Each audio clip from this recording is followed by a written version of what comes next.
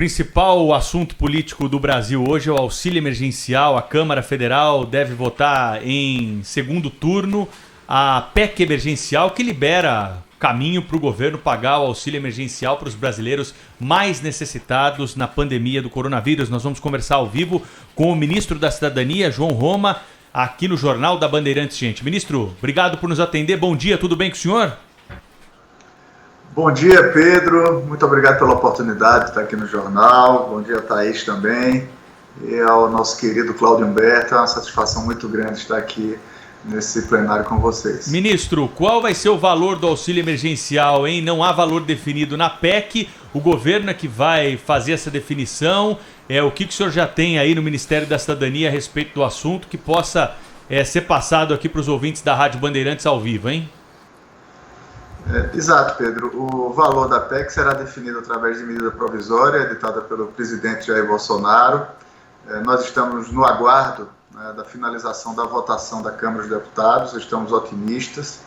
É um passo muito importante, tanto o Senado quanto a Câmara somando esforços e viabilizando com essa medida não só serenidade e responsabilidade fiscal, mas também viabilizando os recursos que nesse momento são extremamente necessários para os brasileiros que mais precisam, como você muito bem falou, e através dessa autorização legislativa nós iremos, portanto, dar sequência, viabilizar a operacionalização do pagamento do auxílio emergencial no ano de 2021. Ministro, muito bom dia, bem-vindo ao nosso programa. Não imagina o prazer que nós temos. Aliás, essa entrevista nós a pretendemos já há um certo tempo, mas o senhor não pôde nos atender naquela ocasião. E eu gostaria de saber o seguinte, uma coisa bem o senhor acredita, com a expertise que o governo já tem, sobretudo a Caixa Econômica Federal, uma vez a emenda aprovada e promulgada, em quanto tempo vai ter dinheiro na conta dessas pessoas? São 30 e tantas pessoas muito pobres que estão assistindo a esse debate sobre o que fazer para gerar essa pequena quantia para cada um deles, que representa um esforço importante do país, mas, enfim, para cada um deles significa uma quantia muito pequena. Enfim, eu queria saber isso. Em quanto tempo? Quantas horas? 48 horas? 24? Em quanto tempo as pessoas poderão contar? É uma operação grandiosa, Cláudio Humberto. Você imagina que no ano passado chegou até a ter interrupção do sistema financeiro nacional para processamento do auxílio emergencial. No próximo dia 18, inicia o pagamento, de acordo com o calendário, do programa Bolsa Família. E o auxílio emergencial será processado logo após o pagamento desse Bolsa Família, que já estava programado, é um calendário estabelecido já há muito tempo. São muitos esforços e o empenho não é apenas em processar, em transferir o dinheiro e transferir esses dados para a Caixa Econômica realizar o pagamento. Mas o processamento aqui é mais amplo. Primeiro, através do cruzamento de dados, tirando imperfeições, para que esses recursos, que são recursos públicos, possam efetivamente atingir os verdadeiros destinatários, que são os brasileiros que mais precisam. Nessa nova etapa do auxílio, que vai custar em torno de R$250, é o valor médio do auxílio, podendo ser um pouco a menos, o que iremos validar com o presidente da República para os individuais, e um pouco a mais para as mulheres chefes de família. Então, esse cruzamento de dados possibilita justamente evitar o pagamento indevido para destinatários que não são o público-alvo do auxílio emergencial e que, de fato, hoje isso gira em torno de aproximadamente 46 milhões de beneficiários. O início do auxílio emergencial chegou a atingir cerca de 68 milhões. E hoje já cria alguns transtornos, tanto que já agora na declaração do imposto de renda, eu falei essa semana com o secretário especial da Receita Federal, Tostes, e já há pessoas que já estão preenchendo o seu imposto de renda e ali detecta que não seria público-alvo do auxílio e mesmo assim recebeu o auxílio. Ele já recebe de imediato uma guia de recolhimento da União para devolver esses recursos, para que os recursos do auxílio emergencial possam ser destinados os seus verdadeiros destinatários, que é justamente o público vulnerável, a população que está sem possibilidade de renda, né, pessoas que realmente têm muita necessidade, porque é um recurso, Cláudio, que faz uma diferença muito grande naqueles brasileiros mais necessitados. Ministro, bom dia. Queria perguntar para o senhor o seguinte, justamente a respeito dessa... Fechou um pouco o cerco no público-alvo do auxílio emergencial, e a gente entende que na primeira edição do auxílio emergencial, pela urgência, pela abrangência, teve coisa que passou ali pelo controle e teve muito pilantra que pediu auxílio emergencial sem ter claramente o direito a ele. Nessa reedição agora do auxílio emergencial mais magrinho, o governo consegue garantir que quem receber de fato precisa? A gente vai ter um controle melhor para impedir que pessoas mal intencionadas deem essa garfada no auxílio emergencial, ministro? Olha, o controle evoluiu muito. O resultado, né, a expertise e hoje a quantidade de dados existentes, né, no cruzamento de várias fontes de dados, né, Dataprev, Serpro, são várias informações cruzadas aqui. Então hoje já há uma cuidado muito maior. Óbvio que isso é um trabalho permanente, né, sempre há, né, quase como...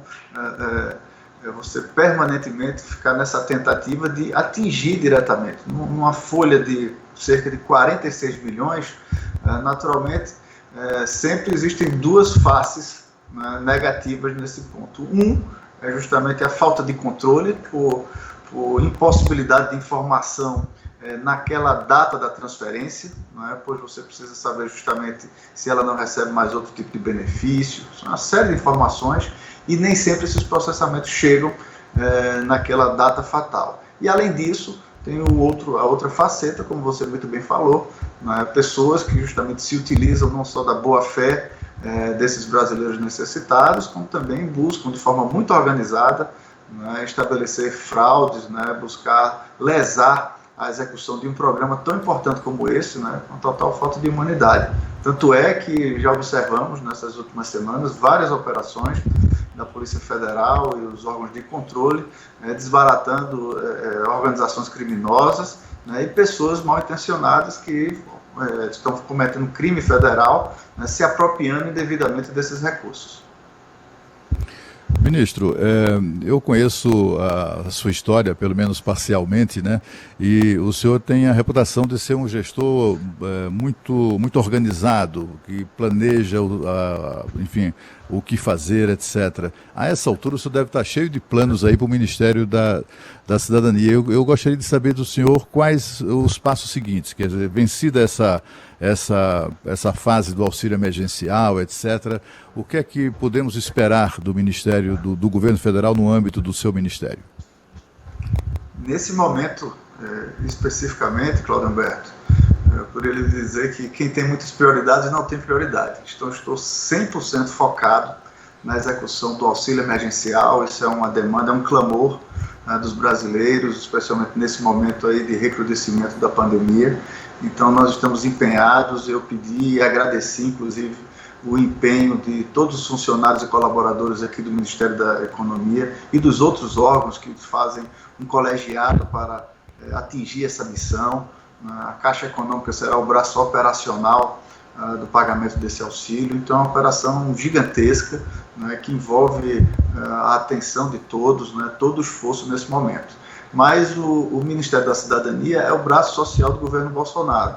Então, a nossa responsabilidade aqui é, de fato, fazer o governo, o Estado brasileiro, chegar àquele brasileiro mais necessitado. E isso é o nosso compromisso aqui, à frente da pasta, e nós estamos trabalhando em paralelo, né, logo na sequência do início do auxílio emergencial, numa reestruturação e fortalecimento do programa Bolsa Família.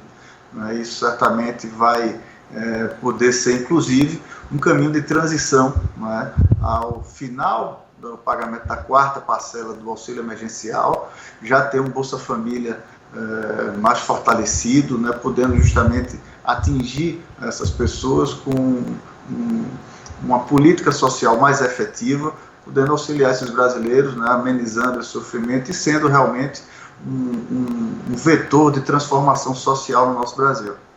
Ministro, para a gente encerrar a entrevista, já agradecendo aí a sua atenção com o ouvinte da Rádio Bandeirantes, qual vai ser o critério para selecionar quem vai receber esse novo auxílio emergencial? Como que o Ministério da Cidadania está trabalhando? Quais são as pessoas que serão beneficiadas pelo programa, hein? Não é um novo cadastro. Nós temos já toda uma evolução. Esse cruzamento de informação, ele se estende especialmente desde o início do ano passado. Não é?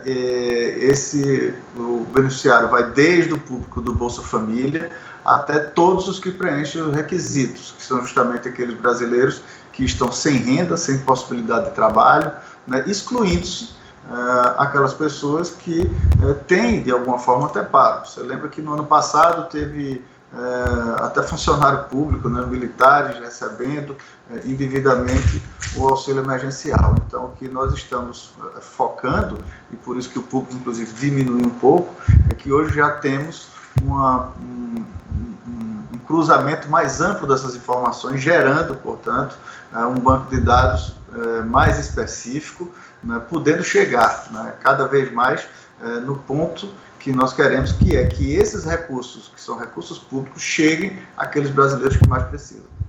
Queria agradecer ao ministro da Cidadania, João Roma, falando ao vivo com o ouvinte da Rádio Bandeirantes. Obrigada, ministro. Até a próxima. Obrigado, um abraço a todos os ouvintes da Rádio Bandeirantes.